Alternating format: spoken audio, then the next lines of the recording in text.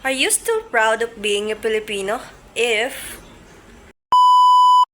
Are you still proud of being a Filipino if meron tayong mindset na bahala na? Hala, ang dami ko palang gagawin. Kaya unahin ko. Bahala na nga. Diba?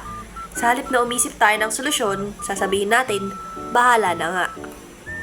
Still proud of being a Filipino if meron tayong ugali na tinatawag na manyana habit.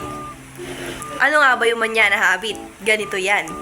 So this is manyana habit. Yung tipong,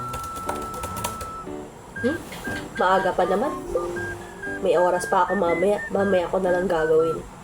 Tapos, ganito na ang point of view kapag ka malapit na yung deadline mo. Hala, shiz! Oh my God, hindi pa ako tapos. Diba? Kaninang may oras ka, hindi mo ginawa. Sabi mo, madami ka pang oras. Ngayong malapit na yung deadline mo, nagka-cram ka, nag-procrastinate ka muna kasi bago ka gumawa.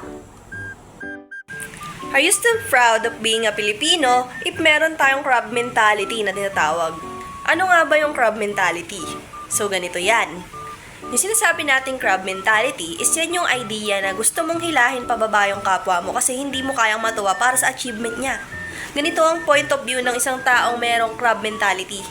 Like, nalaman mo, di ba, na merong achievement yung kapwa mo, na meron kunwari siyang opportunity na ikaangat niya, ang gagawin mo, sa halip na i-boost mo yung confidence niya, ay hihilahin mo pa siya pababa.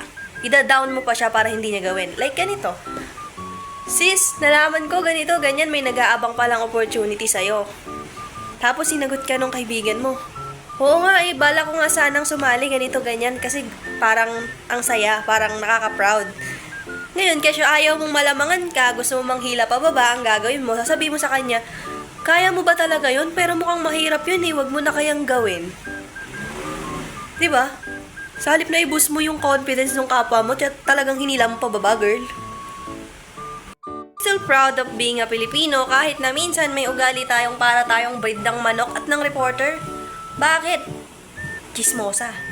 Tipong una ka pang tumilaok sa manok sa umaga, anyang ka sa kapitbahay mo, pinag-uusapan niyo yung buhay ng ibang tao na hindi naman dapat nakaka-apekto sa'yo.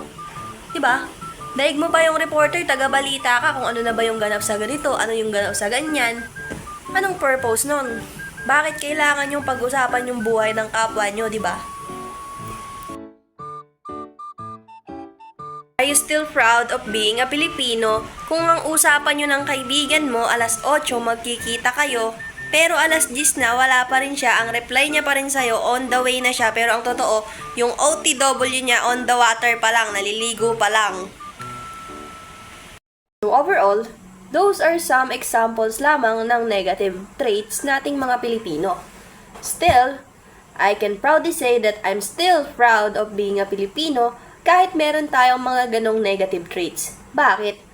Kasi kahit naman meron tayong mga negative traits, kasi hindi naman tayo perfect, is marami pa rin naman tayong mga positive traits. Actually, sobrang dami nila. And those negative traits na sinabi ko, pwede naman yung solusyonan. Unless, hindi ka willing gawin. Nasa sa atin lang naman ang solusyon yan kung willing tayong baguhin yung mga bagay or yung mga nagagawa natin na hindi maganda yung epekto sa atin at sa kapwa natin. Doon pa lang natin siguro dapat sabihin hindi tayo proud sa pagiging Pilipino kasi we are not willing to change ourselves. Diba? Thank you.